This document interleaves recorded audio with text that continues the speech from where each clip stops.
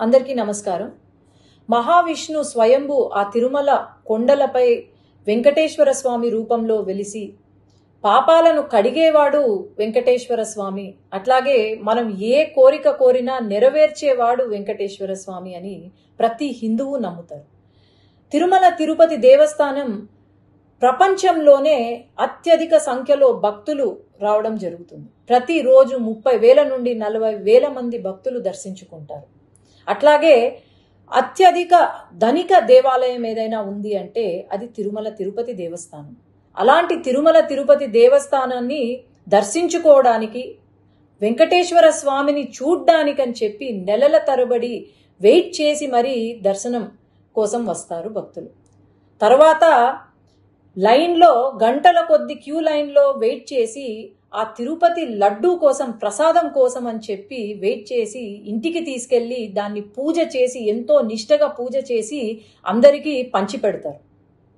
అలాంటి తిరుపతి లడ్డూలో మొన్న ఏదైతే రిజల్ట్ ల్యాబ్ టెస్ట్ ఏదైతే వచ్చిందో, మన హిందువులు గోవుని ప్రతిరోజు పూజిస్తాం. దేవుడితో సమానమైన ఆ గో మాంసం ఏదైతే ఉందో, లేదంటే చాప నూనె ఏదైతే ఉందో, అది లడ్డూలో కనిపించడం అనేది ఇంతకన్నా పాపం వైఎస్ జగన్మోహన్ రెడ్డికే దక్కుతుంది. ఎందుకంటే హిందువులు కాని వాళ్ళు, అసలు హిందుత్వాన్ని నమ్మని వాళ్ళను అక్కడ చైర్మన్లుగా తీసుకొచ్చి, కరుణాకర్ రెడ్డి అని చెప్పి అక్కడ చైర్మన్గా తీసుకొచ్చి, ఆయన వెంకటేశ్వర స్వామి ఒక నల్ల రాయి అని చెప్పి, అలాగే ఆ 7 కొండలు ఎందుకు, 5 కొండలు చాలు అని చెప్పి ఒక జీవోని తీసుకొచ్చి పెట్టారు. అట్లాగే వైవి సుబ్బారెడ్డి గారు అని చెప్పి ఆయనను తీసుకొచ్చి, అసలు హిందుత్వం అనే నమ్మని వాళ్ళను తీసుకొచ్చి ఈరోజు మరి అసలు వీళ్లకు ఆ ఆలోచన ఎలా కలిగింది అనేది నాకైతే అర్థం కావట్లేదు. ఎప్పుడో 1857లో సిపాయి మ్యూటినీ అని విన్నాం. అది బుల్లెట్లు, బ్రిటిషర్లు చేసే బుల్లెట్లలో గోమాంసం ఉందని చెప్పి, అదే ఫస్ట్ వార్ ఆఫ్ ఇండిపెండెన్స్ అని కూడా అంటారు. గోమాంసం ఉందని చెప్పి చిన్నగా ఒక రివోల్ట్ స్టార్ట్ అయ్యి అది పెద్దగా కనిపించిన బ్రిటిషర్లు అందరినీ కూడా చంపి పాడేసిన దేశంలో ఈరోజు ఇక్కడ లడ్డూలో గోమాంసము, చాప నూనె ఉంది అంటే మరి ఏమనుకోవాలి?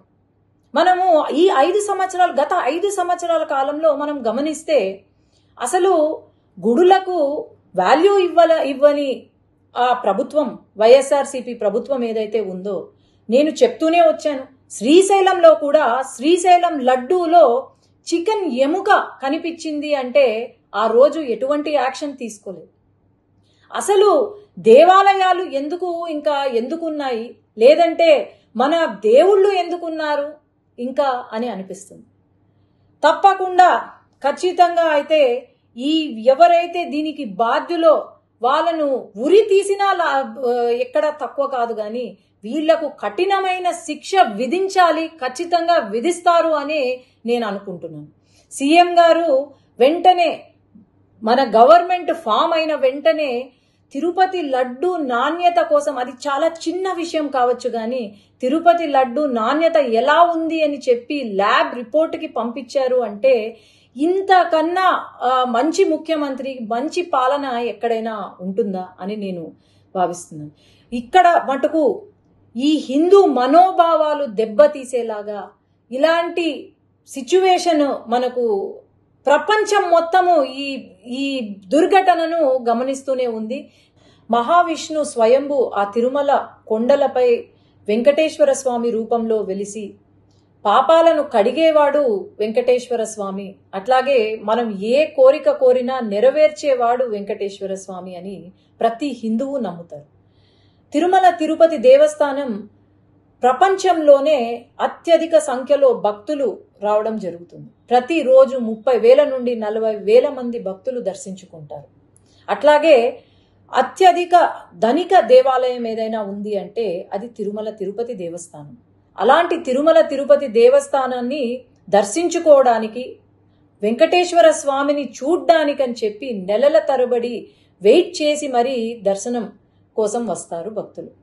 తర్వాత లైన్లో గంటల కొద్ది క్యూ లైన్లో వెయిట్ చేసి ఆ తిరుపతి లడ్డూ కోసం, ప్రసాదం కోసం అని చెప్పి వెయిట్ చేసి ఇంటికి తీసుకెళ్ళి దాన్ని పూజ చేసి, ఎంతో నిష్టగా పూజ చేసి అందరికీ పంచి పెడతారు.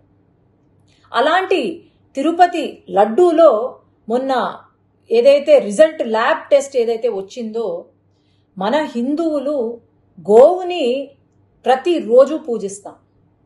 దేవుడితో సమానమైన ఆ గో మాంసం ఏదైతే ఉందో, లేదంటే చాప నూనె ఏదైతే ఉందో, అది లడ్డూలో కనిపించడం అనేది ఇంతకన్నా పాపం వైఎస్ జగన్మోహన్ రెడ్డికే దక్కుతుంది. ఎందుకంటే హిందువులు కాని వాళ్ళు, అసలు హిందుత్వాన్ని నమ్మని వాళ్ళను అక్కడ చైర్మన్లుగా తీసుకొచ్చి, కరుణాకర్ రెడ్డి అని చెప్పి అక్కడ చైర్మన్గా తీసుకొచ్చి, ఆయన వెంకటేశ్వర స్వామి ఒక నల్ల రాయి అని చెప్పి, అలాగే ఆ 7 కొండలు ఎందుకు, 5 కొండలు చాలు అని చెప్పి ఒక జీవోని తీసుకొచ్చి పెట్టారు. అట్లాగే వైవి సుబ్బారెడ్డి గారు అని చెప్పి ఆయనను తీసుకొచ్చి, అసలు హిందుత్వం అనే నమ్మని వాళ్ళను తీసుకొచ్చి ఈరోజు మరి అసలు వీళ్లకు ఆ ఆలోచన ఎలా కలిగింది అనేది నాకైతే అర్థం కావట్లేదు. ఎప్పుడో 1857లో సిపాయి మ్యూటినీ అని విన్నాం. అది బుల్లెట్లు, బ్రిటిషర్లు చేసే బుల్లెట్లలో గోమాంసం ఉందని చెప్పి, అదే ఫస్ట్ వార్ ఆఫ్ ఇండిపెండెన్స్ అని కూడా అంటారు. గోమాంసం ఉందని చెప్పి చిన్నగా ఒక రివోల్ట్ స్టార్ట్ అయ్యి అది పెద్దగా కనిపించిన బ్రిటిషర్లు అందరినీ కూడా చంపి పాడేసిన దేశంలో ఈరోజు ఇక్కడ లడ్డూలో గోమాంసము, చాప నూనె ఉంది అంటే మరి ఏమనుకోవాలి? మనము ఈ 5 సంవత్సరాలు, గత 5 సంవత్సరాల కాలంలో మనం గమనిస్తే అసలు గుడులకు వాల్యూ ఇవ్వని ఆ ప్రభుత్వం, వైఎస్ఆర్సీపీ ప్రభుత్వం ఏదైతే ఉందో, నేను చెప్తూనే వచ్చాను. శ్రీశైలంలో కూడా శ్రీశైలం లడ్డూలో చికెన్ ఎముక కనిపించింది అంటే ఆ రోజు ఎటువంటి యాక్షన్ తీసుకోలేదు. అసలు దేవాలయాలు ఎందుకున్నాయి, లేదంటే మన దేవుళ్ళు ఎందుకున్నారు ఇంకా అని అనిపిస్తుంది. తప్పకుండా ఖచ్చితంగా అయితే ఎవరైతే దీనికి బాధ్యులో వాళ్ళను ఉరి తీసినా ఎక్కడ తక్కువ కాదు, కానీ వీళ్లకు కఠినమైన శిక్ష విధించాలి, ఖచ్చితంగా విధిస్తారు అని నేను అనుకుంటున్నాను. సీఎం గారు వెంటనే, మన గవర్నమెంట్ ఫామ్ అయిన వెంటనే తిరుపతి లడ్డు నాణ్యత కోసం, అది చాలా చిన్న విషయం కావచ్చు కానీ తిరుపతి లడ్డు నాణ్యత ఎలా ఉంది అని చెప్పి ల్యాబ్ రిపోర్ట్కి పంపించారు అంటే ఇంతకన్నా మంచి ముఖ్యమంత్రి, మంచి పాలన ఎక్కడైనా ఉంటుందా అని నేను భావిస్తున్నాను. ఇక్కడ మటుకు ఈ హిందూ మనోభావాలు దెబ్బతీసేలాగా ఇలాంటి సిచ్యువేషన్ మనకు ప్రపంచం మొత్తము ఈ దుర్ఘటనను గమనిస్తూనే ఉంది. ఖచ్చితంగా వీళ్లకు కఠిన శిక్ష వేయవలసిందిగా నేనైతే